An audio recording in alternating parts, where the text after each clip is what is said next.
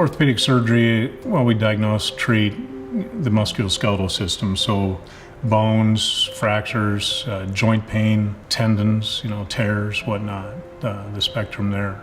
And at the Mason City Clinic, we have a group of 6 orthopedic surgeons that are all board certified, and we have 5 PAs who are board certified as well.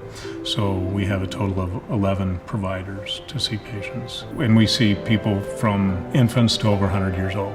I see mostly hip, knee, and shoulder pain. That ranges from sports injuries to arthritis. Typically, somebody comes in with knee pain, as an example. We examine them. We start out conservative care.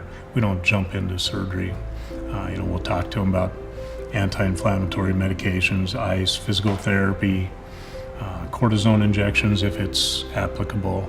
And then if none of that works, that's when we explore surgery.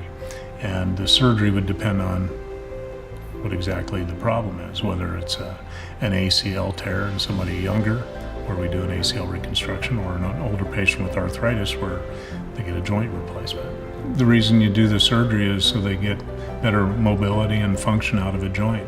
So the sooner you can get it moving and get them moving, the better off they are. And you reduce the risks of blood clots and other problems by getting them up out of bed and moving as well. And then the goal is for people to go home in 2 days or 3. I was on call this last weekend, and we had an individual in their 80s that fractured their femur, and really the prognosis is very poor if they don't have surgery, because then they're going to be laid up in bed and get pneumonia, and it'd likely be the end of things. But we got consent to go ahead and fix her. So I just saw her just 10 minutes ago, and she's wide awake eating, and not in any pain or anything. So it gets her back in the game to resume her life.